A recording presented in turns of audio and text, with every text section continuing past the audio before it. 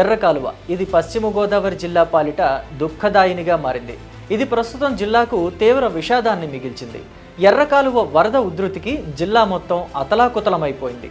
వేలాది ఎకరాలు నీట మునిగిపోవడంతో రైతులు కన్నీరు మున్నీరవుతున్నారు. జిల్లాలో గ్రామీణ ప్రాంతం పూర్తిగా స్తంభించిపోయింది.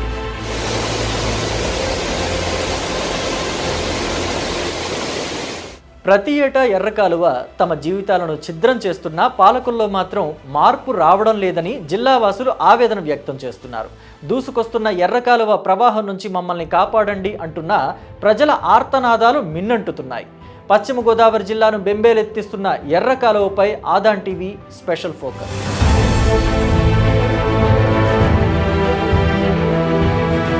ఎర్ర కాలువ తెలంగాణలోని ఖమ్మం జిల్లా, ఆంధ్రప్రదేశ్లోని పశ్చిమ గోదావరి జిల్లాల మధ్య సరిహద్దుగా ఉంటుంది. ఈ ప్రాంతం తరచుగా వరదలకు గురవుతుంది. ఎర్ర కాలువ రిజర్వాయర్ను 1976లో నిర్మించారు. ఎర్ర కాలువ రిజర్వాయర్ ప్రాజెక్టు నదికి అడ్డంగా ఏర్పడిన మట్టి ఆనకట్టను కలిగి ఉంటుంది. ఈ ప్రాజెక్టు ద్వారా జంగారెడ్డిగూడెం, కమ్మవరపు కోట, ద్వారకా తిరుమల, నల్లజర్ల, తాడేపల్లిగూడెం మండలాల్లోని 22 గ్రామాలకు 9,996 హెక్టార్లకు నీరును అందించాలని ప్రతిపాదన. అనంతపల్లి, నందమూరు ఆక్విడెక్ట్ మధ్య 8,094 హెక్టార్లకు సారవంతమైన భూములను సంరక్షించడానికి వరద నియంత్రణ అందించబడింది. ఎర్రకాలువ పశ్చిమ గోదావరి జిల్లాను రెండుగా చీల్చుకుంటూ ముందుకు సాగుతుంది. కొంగువాగు గూడెం వద్ద మొదలైన కాలువ జంగారెడ్డిగూడెం, నల్లజర్ల, అనంతపల్లి మీదుగా ప్రవహిస్తూ తాడేపల్లిగూడెం, నందమూరు ఆక్విడెక్ట్ వద్దకు వచ్చి చేరేసరికి తన విశ్వరూపం చూపిస్తుంది. ఎర్రకాలువ వరదలతో పోల్చుకుంటే గోదావరి వరదలు ఒక లెక్క అన్నట్టుగా ఉంటాయి. ఎర్రకాలువ గ్రామాలను పూర్తిగా వరద ప్రవాహంతో ముంచేస్తుంది. తాడేపల్లిగూడెం నుండి దువ్వ, పిప్పర మీదుగా భీమవరం చేరుకుని అక్కడ సముద్రంలో కలవడంతో ఎర్రకాలువ ప్రస్థానం ముగుస్తుంది.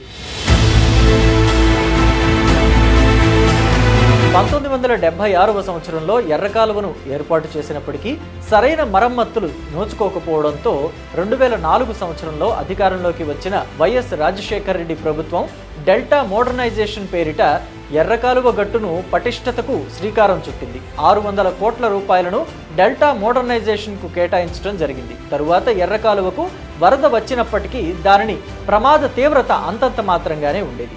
1-2 రోజుల్లోనే వరద ముంపు నుండి గ్రామాలు కోలుకునేవి.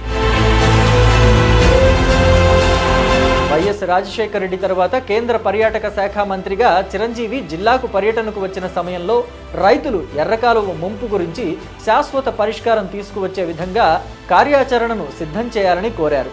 నిధులను సైతం మంజూరు చేశారు. రైతుల విన్నపాలను విన్న చిరంజీవి.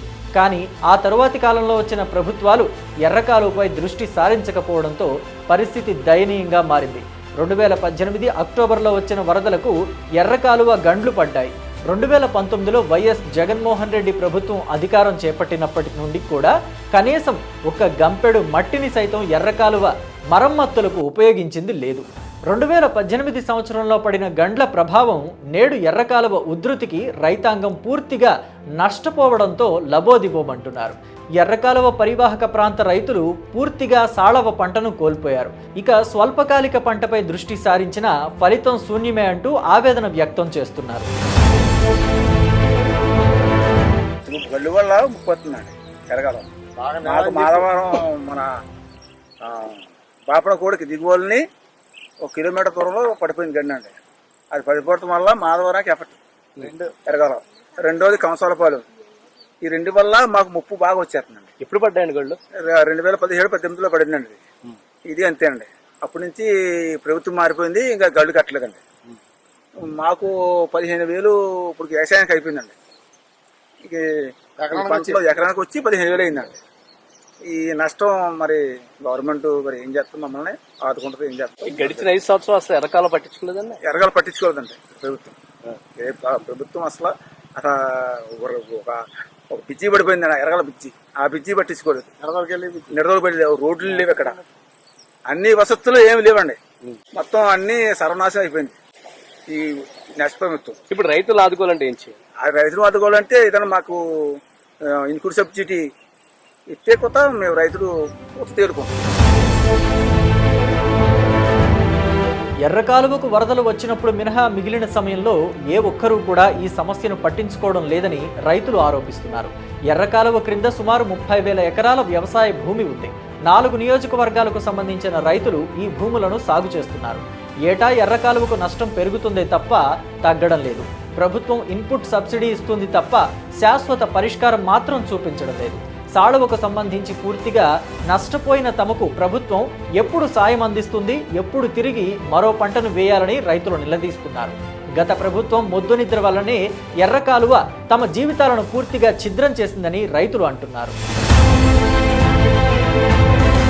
సబ్సిడీ వస్తే రైతులు తీసుకుంటారండి, కౌలు రైతులకు ఎవరు కదండి. మరి అది ఏమొచ్చినా గవర్నమెంట్ కదా పట్టించుకుని కౌలు రైతులు చర్యలు చేస్తే కదంతా అతను కూడా కదంతా ఎదరగంత అవకాశం ఉంటుందండి. ఎరకాలం ఎప్పుడు పూర్వం నుంచి ఇలాగా వచ్చి ముంచేస్తుందండి. బాధన రైతు బాగుపడపోతే కారణం ఎరకాలమేనండి. అందులోని ప్రభుత్వం వచ్చాక కూడా అంతా కాలం తవ్వించారు కానీ గొండ్లు అడిపోయి గత 5 సంవత్సరాల కదా ఆ గొడ్ల మట్టికి వర్షం లేదు. దానివల్ల కదా గడిచేల మీద ముప్పు వచ్చి పడిందండి. ప్రతి సంవత్సరం వచ్చి మీకు వర్షాలు ఎక్కువైతే ఇదే ప్రభావం అండి. వర్షాలు నార్మల్గా వెళ్ళిపోయిందంటే పర్లేదండి. మరి వర్షాలు ఎక్కువైతేనే ముప్పు అండి. దీన్ని ఎటు వచ్చినా గండ్లు పూడ్చుకుంటే కదంతా ప్రభావం తగ్గుద్దండి. ఆ గండ్లు అయిన చెప్పి ఇలా రైతులు నష్టపోవాల్సిందండి. ఎర్రకాలువ తమ ప్రాంతాలను పూర్తిగా చిన్నాభిన్నం చేస్తోంది అంటున్నారు రైతులు. ఎగువ కురిసిన వర్షాలు, కొంగువారిగూడెం ప్రాజెక్టు వద్దకు చేరుకుంటున్న వరద నీటిని లెక్కకు మించి కిందకు వదలటం వల్ల తమకు పూర్తిగా లోతట్టు ప్రాంతాలు తీవ్ర నష్టం కలుగుతున్నాయని రైతులు అంటున్నారు. ఎర్రకాలువ ఆక్రమణలకు గురవుతున్నా అధికారులు పట్టించుకోవడం లేదని విమర్శలు గుప్పిస్తున్నారు. గతంలో అనేక పర్యాయాలు ఎర్రకాలువ సమస్యపై రైతులు గొంతెత్తినా వారి మొరను ఆలకించే నాథుడే లేకపోయారు. అయితే దాని ఫలితాన్ని నేడు రైతులు అనుభవిస్తున్నారని వారు ఆందోళన వ్యక్తం చేస్తున్నారు. జిల్లా రైతాంగం స్థితిగతులను పూర్తిగా మార్చేస్తున్న ఎర్రకాలువపై ప్రభుత్వం దృష్టి సారించకపోతే రైతాంగానికి ఇక్కట్లు తప్పవంటున్నారు. నాట్లేసి 15 రోజులు 20 రోజులు అయింది. అయితే ఈ మొత్తం ఈ వాటర్ ఎర్రకాలువ గండిపడిపోయి అది ఎంత క్యూసెక్లు నీటి వదలాలో వాళ్ళకి తెలియదు. ఇక్కడ పరిస్థితి ఏంటో వాళ్ళకి తెలియదు. అక్కడ వరద నీరు వచ్చిందంటే అక్కడ ఇచ్చేస్తాడు గేట్లు. అక్కడ గేట్లు ఇచ్చిన ప్రభావం చెప్పకే మొత్తం మా ఊరు పొలాలు, అప్పరపేట పొలాలు మొత్తం నీరు జలమయమైపోయింది. ఇవాళకే 5 రోజులు. నాట్లయితే పనిచేయవు. ఆల్రెడీ చాలామంది కూడా ఒక 25% దాకా మందు కూడా వేసేసారు. పొలాల్లో ఎంత నీరు ఉంటుంది అంటారా? ఏ మేరకు నీరు ఉంటుంది అంటారా? ఇప్పుడు ఈ పొలాల్లో మేరకు వరకు మా చేలు అయితే మట్టి ఈ చేలు ఎక్కడికి వెళ్ళినా సరే చేను మేంచి కనీసం 4 ఫుట్లు నీరు ఉంది. 4 ఫుట్లు 5 ఫుట్లు నీరు. వరి నీరు మునిగిపోయి చేలు కొన్ని చేలు అయితే పల్లపు చేలు అయితే మునిగిపోతాం. ఇప్పటికీ వెళ్ళాం అక్కడికి.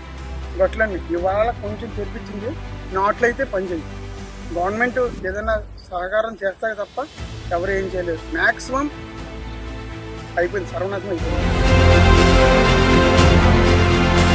గత పాలకుల నిర్లక్ష్యం నేడు రైతులకు శాపంగా మారింది. ఎర్రకాలువ విజృంభణకు పశ్చిమ గోదావరి జిల్లా రైతాంగం కుదేలైపోయింది. ఇన్పుట్ సబ్సిడీ పేరిట ప్రభుత్వం అందించే సాయం కేవలం కంటితుడుపు చర్య మాత్రమే అని రైతులు అంటున్నారు.